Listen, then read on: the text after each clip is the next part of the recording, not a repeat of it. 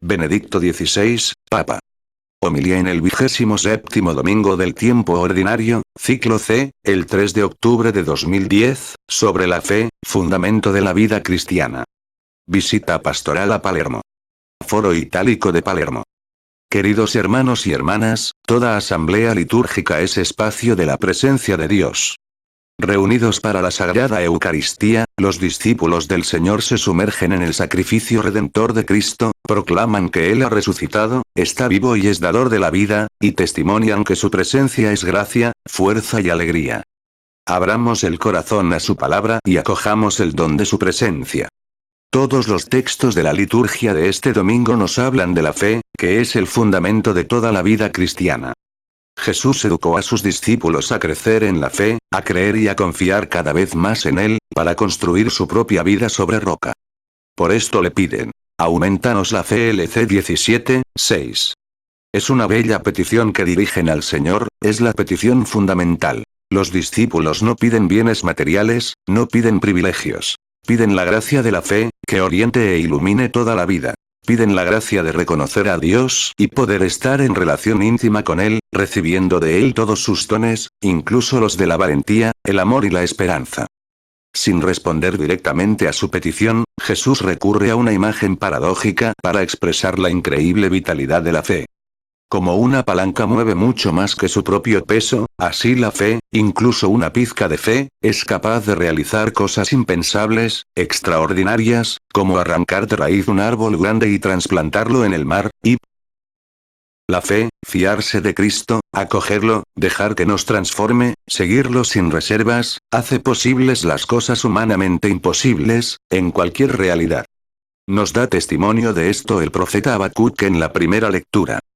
Implora al Señor a partir de una situación tremenda de violencia, de iniquidad y de opresión. Y precisamente en esta situación difícil y de inseguridad, el profeta introduce una visión que ofrece una parte del proyecto que Dios está trazando y realizando en la historia. El injusto tiene el alma hinchada, pero el justo vivirá por su fe. 2, 4.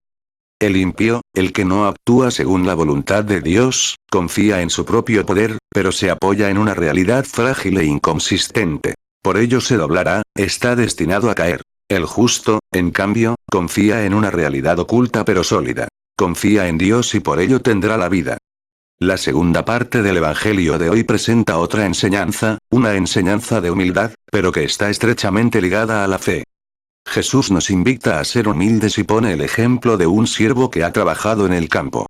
Cuando regresa a casa, el patrón le pide que trabaje más. Según la mentalidad del tiempo de Jesús, el patrón tenía pleno derecho a hacerlo. El siervo debía al patrón una disponibilidad completa, y el patrón no se sentía obligado hacia él por haber cumplido las órdenes recibidas. Jesús nos hace tomar conciencia de que, frente a Dios, nos encontramos en una situación semejante. Somos siervos de Dios. No somos acreedores frente a Él, sino que somos siempre deudores, porque a Él le debemos todo, porque todo es un don suyo. Aceptar y hacer su voluntad es la actitud que debemos tener cada día, en cada momento de nuestra vida. Ante Dios no debemos presentarnos nunca como quien cree haber prestado un servicio y por ello merece una gran recompensa. Esta es una falsa concepción que pueden hacer en todos, incluso en las personas que trabajan mucho al servicio del Señor, en la Iglesia. En cambio, debemos ser conscientes de que, en realidad, no hacemos nunca bastante por Dios. Debemos decir, como nos sugiere Jesús, somos siervos inútiles, hemos hecho lo que teníamos que hacer. LC 17, 10. Esta es una actitud de humildad que nos pone verdaderamente en nuestro sitio y permite al Señor ser muy generoso con nosotros. En efecto, en otra parte del Evangelio nos promete que se ceñirá, nos pondrá a su mesa y nos servirá con panes. LC 12, 37. Queridos amigos, si hacemos cada día la voluntad de Dios, con humildad, sin pretender nada de Él, será Jesús mismo quien nos sirva, quien nos ayude, quien nos anime, quien nos dé fuerza y serenidad. También el apóstol San Pablo, en la segunda lectura de hoy, habla de la fe. Invita a Timoteo a tener fe y, por medio de ella, a practicar la caridad. Exhorta al discípulo a reavivar en la fe el don de Dios que está en él por la imposición de las manos de Pablo, es decir, el don de la ordenación, recibido para desempeñar el ministerio apostólico como colaborador de Pablo, compárese 2 Tm 1, 6. No debe dejar apagar este don. Debe hacerlo cada vez más vivo por medio de la fe. Y el apóstol añade: Dios no nos ha dado un espíritu de timidez, sino de fortaleza, de amor y de templanza. 7. Queridos hermanos, no tengáis miedo de vivir y testimoniar la fe en los diversos ambientes de la sociedad, en las múltiples situaciones de la existencia humana, sobre todo en las difíciles. La fe os da la fuerza de Dios para tener siempre confianza y valentía, para seguir adelante con nueva decisión, para emprender las iniciativas necesarias a fin de dar un rostro cada vez más bello a vuestra tierra.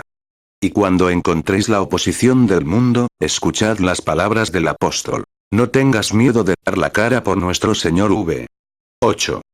Hay que avergonzarse del mal, de lo que ofende a Dios, de lo que ofende al hombre. Hay que avergonzarse del mal que se produce a la comunidad civil y religiosa con acciones que se pretende que queden ocultas. La tentación del desánimo, de la resignación, afecta a quien es débil en la fe, a quien confunde el mal con el bien, a quien piensa que ante el mal, con frecuencia profundo, no hay nada que hacer. En cambio, quien está sólidamente fundado en la fe, quien tiene plena confianza en Dios y vive en la Iglesia, es capaz de llevar la fuerza extraordinaria del Evangelio. Así se comportaron los santos y las santas que florecieron a lo largo de los siglos, así como laicos y sacerdotes de hoy, bien conocidos a vosotros, que sean ellos quienes os mantengan siempre unidos y alimenten en cada uno el deseo de proclamar, con las palabras y las obras, la presencia y el amor de Cristo. Pueblo de Sicilia, mira con esperanza tu futuro. Haz emerger en toda su luz el bien que quieres, que buscas y que tienes. Vive con valentía los valores del Evangelio para hacer que resplandezca la luz del bien. Con la fuerza de Dios todo es posible. Que la Madre de Cristo, la Virgen Odigitria, tan venerada por vosotros, os asista y os lleve al conocimiento profundo de su Hijo.